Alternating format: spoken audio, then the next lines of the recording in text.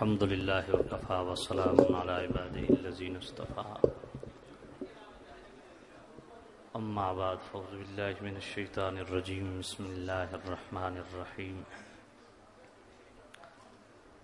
إن الله وملائكته يصلون على النبي يا أيها الذين آمنوا صلوا عليه وسلموا تسليما الصلاة والسلام عليك يا سيدي وعلى آلك وأصحابك يا سيدي يا رحمة للعالمين الصلاة والسلام عليك يا سيدي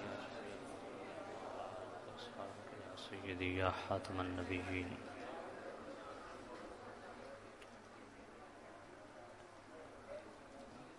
واجب الاحترام بزرگوں، دوستوں، عزیزوں، خرابی موسم کے باعث یقیناً آپ حضرات کو تکلیف ہوئی ہے۔ دعا ہے دور و نزدیک سے آپ جتنے اہل محبت اس بزم محبت میں تشریف فرما ہوئے، رب ذوالجلال آپ سب کو قدم قدم پہ کروڑوں برکتیں عطا فرمائے۔ صدر مجلس رئیس التحریر مالک التقریر محسن اہل سنت محقق اہل سنت حضرت مناظر اسلام علامہ مولانا محمد کاشف اقبال مدنی صاحب، آپ تشریف فرما ہیں۔ رب ذوالجلال آپ کے ایمان میں، مال میں، جان میں، اولاد میں، عزت میں، رزق میں خیر و برکت نصیب فرمائے۔ مجھ سے قبل مناظر اسلام برادر محتشم علامہ راشد محمود رضوی صاحب بیان فرما رہے تھے۔ رات کی نشست بھی ہونی ہے، ساتھیوں کی ڈیمانڈ تھی کہ میں رات کی نشست کے لیے وقت دوں، لیکن رات کو میں فارغ نہیں ہوں، اس لیے میں نے ساتھیوں کو گزارش کیا کہ میں دن کا ٹائم دے سکتا ہوں۔ پہلا گلہ میرا ساتھیوں سے، نجیب صاحب کون ہے؟ اچھا ادھر آئے ہی نہیں۔ اچھا ان کا نام نجیب ہے، شکر ہے پہلا دس ہے نے۔ تو ماشاءاللہ آپ ہمیشہ اہل سنت کمزوریاں کرتے ہیں۔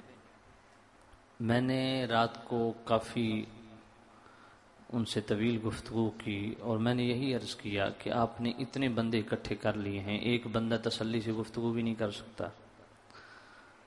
اب علامہ کاشف اقبال مدنی صاحب جیسے علماء تشریف فرما ہیں، یہ ڈجکوٹ سے تشریف لائے، اتنی دور سے تشریف لائے، اور علامہ راشد محمود رضوی صاحب لاہور سے تشریف لائے، قبلہ علامہ مفتی مناظر اسلام مفتی محمد جمیل صاحب وہ تشریف فرما ہیں۔ رات کو مناظر اسلام علامہ قبلہ یوسف رضوی صاحب المعروف ٹوکے والی سرکار ان دیوبندیاں نو ہک ٹوکا گن کے بہ گیا۔ یقین میں آخو جھلی دے ہو تساں دوجیاں نو چیلنج کرن دیو، یہ جڑا گینگ تیار ہوندا پیا یہ تواڈے نال اے جا ریپ ہونا، تواڈے کول میڈیکل رپورٹ بھی نہیں بننی، یہ جڑی چین بندی پئی ہے۔ تو بندے دے پتر بنو، بڑھ کر نہ ماریاں کرو۔ اچھا اب مسئلہ یہ ہے، یہ جو تقریر کر کے گئے ہیں اس کا پس منظر کیا ہے؟ کاش کہ میرے پاس وقت ہوتا۔ اب یہ بھی بڑا مسئلہ ہے کہ جو موضوع انہوں نے مجھے دیا منوان وہی موضوع انہوں نے علامہ راشد صاحب کو بھی دے دیا۔ اب وہ جتنے حوالہ جات وہ پیش کر رہے تھے وہی سارے حوالہ جات میں نے کوٹ کرنے۔ اب جو میں نے ان سے سن لیا ہے اس کو میں ٹچ نہیں کروں گا، اس سے ریلیٹڈ کوئی بات جو انہوں نے نہیں کی وہ میں کر دوں گا، اور میں کوشش یہ کروں گا، بڑی لمبی چوڑی تفصیل تھی میرے ذہن میں، لیکن میں صرف ان چیزوں کو ٹچ کروں گا جہاں پہ فیض الرحمان بنت عبد الرحمان جی عبد الرحمان صاحب کی صاحبزادی فیض الرحمان صاحب نے میرا نام لے کے اور ابو ایوب قادری چلو میں یوں کہہ لیتا ہوں علامہ ابو ایوب قادری، کیونکہ وہ بار بار کہہ رہا تھا کہ دیکھیں میں سیالوی صاحب کا نام کتنے ادب سے لے رہا ہوں، علامہ محمد غفران محمود سیالوی، پتہ نہیں اللہ نے اس کو کس طرح توفیق دے دی اتنی عزت سے نام لینے کے لیے، تو میں بھی اسے علامہ کہہ دیتا ہوں، کیونکہ علامہ گمراہ بھی ہو سکتا ہے۔ تو میں بھی اسے علامہ کہہ دیتا ہوں، علامہ ابو ایوب صاحب، کیونکہ علامہ گمراہ بھی ہو سکتا ہے، مولانا نہیں کہتا۔ تو سامعین عزیز شام، انہوں نے جو نام لے کے مجھے ٹارگٹ کیا، میں صرف ان چیزوں کو فوکس کروں گا اور اسی سے ریلیٹڈ بات عرض کروں گا، دائیں بائیں نہیں جاؤں گا، وقت نہیں ہے۔ سب سے پہلی بات تو یہ، اچھا پنجابی یہ ہوں دوجا مزہ لینا والی گل ہے۔ پہلی گل یہ کہ اس کانفرنس دے انعقاد دا سبب کے بنیا جیڑی کہ انہوں نے منعقد کیتی ہے، اس دا سبب یہ سی کہ رمضان شریف میں 2 اتھا خطابات کیتے۔ اچھا میں اگر کوئی دیوبندی بیٹھا تو میں کھلے دل نال ان گزارش کرساں کہ تساں سی ڈی پلیئر لے آؤ، تو انہوں اتھے کسی نو اجازت ہی نہیں کہ تہن ہاتھ لا لے، تو ان کھلی اجازت دینا۔ انہوں نے میرے یہ دونوں خطاب میرے پاس موجود ہیں، ان دونوں خطابات کو سامنے رکھ کے انہوں نے کہا ہے کہ سیالوی نے دیوبندی علماء کو کافر کہا ہے اور علماء دیوبند کو گالیاں دی ہیں۔ اگر ان 2 سیڈیوں میں یہ ثابت ہو جائے کہ میں نے دیوبندیوں کو کافر کہا ہے، میں نے یہ کہا کہ دیوبندی کافر ہیں، یا میں نے دیوبندیوں کو گالی دی ہو، تو جناب میں ان کا مجرم، کافر ہیں یا نہیں ہیں یہ تو ایک الگ مسئلہ ہے نا۔ مسئلہ یہ ہے کہ ان 2 تقریروں میں سیالوی چیلنج کر رہا ہے، اگر وہ یہ لفظ مجھے دکھا دیں، چلو وہ کہہ سکتے ہیں جی سیالوی صاحب نے اس سے وہ لفظ نکال دیے ہوں گے، تو ان کے پاس تو ریکارڈنگ ہے نا، تو وہ اپنی ریکارڈنگ لے آئیں، یہ لفظ دکھا دیں کہ میں نے کہا ہو کہ دیوبندی کافر ہیں یا دیوبندی علماء کافر ہیں یا ان کو گالیاں دی ہوں، میں ان کا مجرم ہوں۔ میری بات سمجھ آ رہی ہے؟ دونوں تقریروں میں ایک بات جو ہے وہ بین تھی دونوں طرف۔ میری عادت ہے کہ جب بھی میں خطاب کرتا ہوں، دانستہ موضوع کوئی بھی ہو، میں ضرور ٹچ دیتا ہوں حالات حاضرہ کو سامنے رکھتے ہوئے، جو خارجیت اور رافضیت سنیوں میں گھسی جا رہی ہے دائیں بائیں سے، اس کو ہائی لائٹ کرنے کے لیے میں دانستہ یہ جملے بولتا ہوں کہ کچھ لوگ ہیں جنہوں نے صحابہ کو آسمان میں بٹھایا، اہل بیت غائب کر دیے، کچھ لوگ ہیں جنہوں نے اہل بیت کو آسمان میں بٹھایا، صحابہ غائب کر دیے ہیں۔ تو جو صرف صحابہ کی تعریف کر کے خوش ہو، اہل بیت کی بات سن کے طبیعت میں مروڑ پیدا ہو، وہ بھی اندر سے کافر ہے۔ جو یہاں لفظ دیوبندی میں نے استعمال نہیں کیا، میں چیلنج کے ساتھ کہہ رہا ہوں۔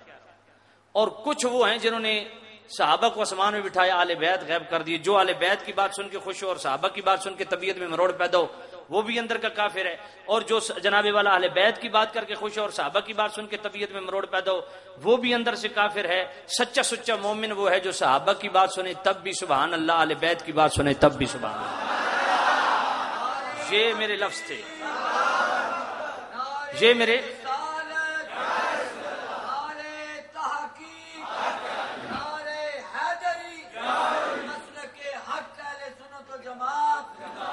یہ میرے الفاظ تھے، اور شاید وہ بھول گئے ہیں میں نے اتنی دیانتداری کے ساتھ اپنے پیروں کو رگڑا لگایا ہے۔ آپ گواہ ہیں، اسی تقریر میں نے کہا کچھ ہمارے پیر بھی ایسے ہیں جن میں رافضیت و خارجیت گھسی جا رہی ہے۔ میں نے کہا وہ یہ لفظ میرے اس تقریر میں موجود ہیں، جو ہمارا پیر، نعت خان، کوئی وائز خطیب جس میں یہ بیماری پائی جائے، سنیو تم بھی اسے جوتے مارا کرو، یہ میرے لفظ تقریر میں۔ یار میں نے تو دیانتداری سے اپنوں کو معاف کیا ہے اور تمہاری نام نہیں لیا، صرف تمہاری عادت خبیثہ کی بات کی تھی جی، تمہارے جناب والا اخلاق رذیلہ کی بات کی تھی، تو تم اتنے مشتعل کیوں ہو گئے ہو کہ تم نے اتنا سخت ری ایکشن دیا ہے؟ تو ان تقریروں میں میں نے انہیں کافر نہیں کہا۔ غصہ یار مجھ پہ کیوں کرتے ہو؟ میں نے تو کافر کہا ہی نہیں، تمہیں تو عرب کے علماء نے کافر کہا ہے۔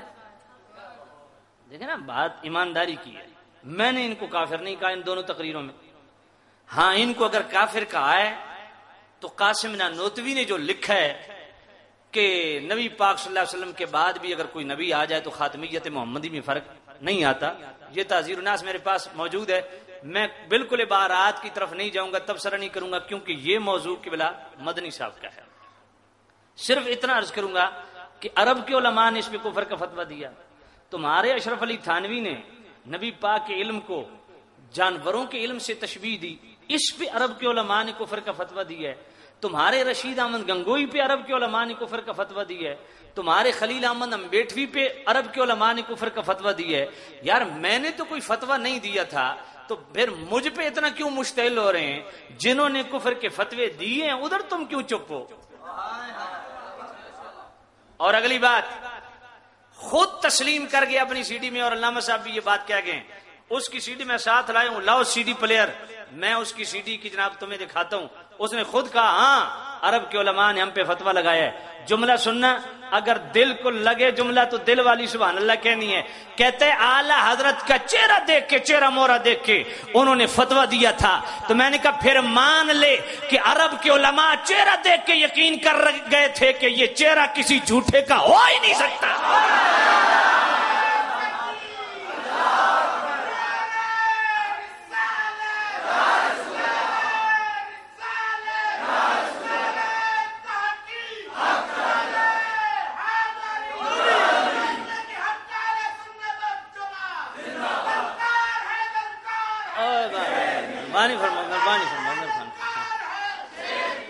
ٹائم کو نہیں للکاران دا. تو سامع نزید سے ہم توجہ فرمائیے، اس کا مطلب ہے تم اپنی زبان سے مان گئے ہو کہ عرب کے علماء بھی اعلی حضرت کا چہرہ دیکھ کے فتویٰ دینا اس بات کی دلیل ہے کہ اعلی حضرت کے چہرے کو دیکھ کے انہوں نے تصدیق کر دی یہ چہرہ کسی جھوٹے کا ہو سکتا نہیں.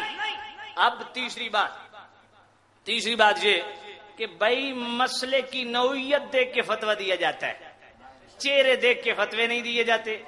اور چوتھی بات، بھائی توجہ ہے آپ کی، آج اگر ہم کہیں کہ قبضہ کر لیا جی انہوں نے، کہتے ہیں اللہ اپنے گھر وچ غلط بندے نو وڑن دیندا. میں آخیا وہ بھی عرب کے علماء تھے جنہوں نے آپ کو کفر کے فتوے دیے تھے. کہا جی، تو میں آخیا جب وہ جھوٹے سن تے اللہ کیوں وڑن دیتے آئے؟ بات سمجھ نہیں آئی ہے، بات سمجھ نہیں آئی آپ کو. کہتے ہیں جی اللہ اب غلط بندوں کو اپنے گھر میں کیسے گھسنے دیتا ہے. میں نے کہا یہ بات تم تسلیم کر گئے ہو کہ انہوں نے کفر کے فتوے دیے تھے تو وہ گھسے ہوئے تھے. اب دو جہتیں ہیں، یا تو انہیں صحیح مانو تو فتویٰ بھی صحیح، اگر مانتے ہو غلط تو پھر ہماری بات صحیح کہ اگر کل غلط گھس سکتے تھے تو آج بھی غلط گھس سکتے ہیں. اور پانچویں بات وہ کہ ابو ایوب قادری، او میں بھول گیا ہوں، علامہ ابو ایوب قادری اگر دوجی بار جم کے بھی آ بڑے اس گل دا جواب نہیں دے سکتا تو میں گل پنجویں او کرن لگا جدا مول انشاءاللہ پیسو او میں گل اے کرن لگا. آخدین جی او جناب بعد خلیل احمد امبیٹوی صاحب المحند علی المفند لکھ کے بھیجی آئی تے اس دی انہیں تصدیق کی آئی تے میں یہ جواب تے ہو سکتا بھئی انہوں نے بھی جبے کو بے ویک کے انہیں تصدیق کر دیتی ہوئے جو ساڑھے اعلی حضرت جبے کو بے تو انہوں نے بھی جبے کو بے ویک کے یہ تے گل اس طرح بھی الزامی طور جواب ہو سکتا. لیکن اگلی گل، ہمارے اعلی حضرت نے عرب کے علماء کو تمہاری کفری بات رکھ کے بھیجی اور 35 سے زائد علماء نے کفر کا فتویٰ دیا. پانچویں بات کرنے لگا ہوں، سنیو، اپنے عقیدے پہ فخر کرو گے، بریلوی ہونے پہ فخر کرو گے، امام احمد رضا کو اپنا امام ماننے پہ فخر کرو گے. امام کے ہوتے ہوئے قاسم نانوتوی تھا، رشید احمد گنگوئی تھا، جنابے والا ان کا خلیل احمد امبیٹوی تھا، رشید گنگوئی بھی تھا، اشرف علی تھانوی بھی تھا. جب تم نے المحند علی المفند لکھ کے ان کو بھیجی تو مجھے بتاؤ کوئی ایک عبارت بھی اعلی حضرت کی تمہیں گستاخانہ نہیں ملی جس پہ تم فتویٰ لے لیتے؟ سمجھ نہیں آئی بات، سمجھ نہیں آئی آپ کو؟ اتنے فنیجر قسم دے مولوی موجود سن تواڈے، کوئی اعلی حضرت دی کوئی ایک عبارت بھی کون آئی تواڈے کول؟ جس تے عرب دے علماء کل کفر دا فتوی لے لوا. بات اب بھی سمجھ نہیں آئی. کوئی ایک عبارت کہتا ہے جی ہم عاشق رسول ہیں. میں آخیا تساں جتنے کا عاشق رسول ہو نا، اگر تساں عاشق رسول ہو تو بد گستاخ رسول دی تعریف ڈھونڈنے واسطے آج تک کوئی لغت بنی کوئی ہے جی. ہوں توجہ کرنا، میں نے کہا تم اپنے منہ سے عاشق رسول ہو، ہم تمہارے منہ سے عاشق رسول ہیں. بات سمجھ نہیں آئی ہے یار. تم اپنے منہ سے عاشق رسول ہو، ہم تمہارے منہ سے عاشق رسول ہیں. کہا جی کیسے؟ یہ جناب جنگ اخبار کا کالم روزنامہ 3 اکتوبر 1990 روزنامہ جنگ لاہور، اور یہ مضمون جناب والا کالم لکھا ہے مولانا کوثر نیازی دیوبندی تھا، جماعت اسلامی کا مودودی کا رائٹ ہینڈ تھا. وہ لکھتا ہے اس میں کہ میں نے صحیح بخاری شریف کا درس جو ہے مشہور دیوبندی شیخ الحدیث ادریس کاندلوی سے لیا. وہ کبھی کبھی کہتے تھے کوثر نیازی یہ جڑا احمد رضا ہے نا، اس دی بخشش تے صرف اس تے ہوئے سی جڑے اس اساڑے تے کفر دے فتوے لائے. لفظ نہ ہو سیالوی ذمہ دار ہے ابو ایوب. اوئے بھول گیا یار، علامہ ایوب. اگر یہ لفظ نہ ہو میں مجرم، تمہارا دیوبندی مفسر ادریس کاندلوی وہ کہتے ہیں اعلی حضرت کی بخشش تو صرف ان فتووں پہ ہو جائے گی. کیسے ہو جائے گی؟ اکھے جی اللہ فرماوے گا کہ احمد رضا تمہیں ہمارے رسول سے اتنی محبت تھی. آئے آئے آئے اتنے بڑے علماء نو بھی رگڑ دیتا ہی اسی وقت. اور اگلی گل کہتے ہیں میں نے درس حدیث مفتی شفیع دیوبندی جو اشرف علی تھانوی کا خلیفہ تھا اس سے بھی لیا. وہ بھی کہتے ہیں، کیا کہتے ہیں؟ مفتی شفیع دیوبندی کوثر نیازی نے ان کو بھی درس حدیث لیا. کہتے ہیں ایک دن انہوں نے کہا کہ جب احمد رضا دنیا سے چلے، اشرف علی تھانوی ہمارے استاد صاحب کو پتا چلا وہ حدیث کا درس دے رہے تھے، جو ہی پتا چلا احمد رضا دنیا سے گزر گئے، دعائے مغفرت آکھو. کیوں آکھو؟ آکھے جی انہیں تو توڑے تا اشرف علی تھانوی صاحب توڑے تا فتوہ لایا شاگرد آکھیا. انہوں نے آکھیا اللہ تعالیٰ ہائے ہائے اللہ تعالیٰ فرمایا یہی تو مزے کی بات ہے، تمہیں سمجھ نہیں آئی. کہتا ہے احمد رضا عشق رسول کی اس منزل پہ تھا، اگر وہ ہم پہ کفر کا فتویٰ نہ لگاتا خود کافر ہو جاتا.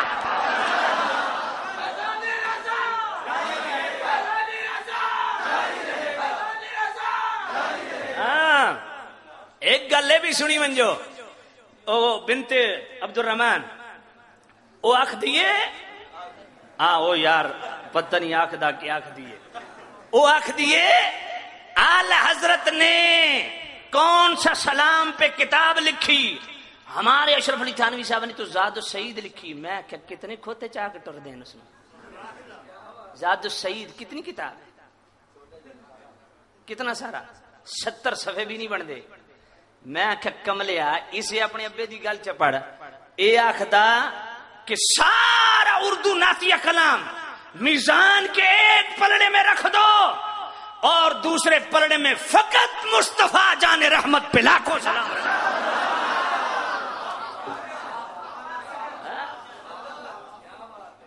اے توجہ کرنا. اچھا کتنا بڑا ظلم ہے یار، خدا دی قسم کتنا بڑا ظلم ہے. اللہ دتا مرحوم کے ایصال ثواب کی محفل تھی.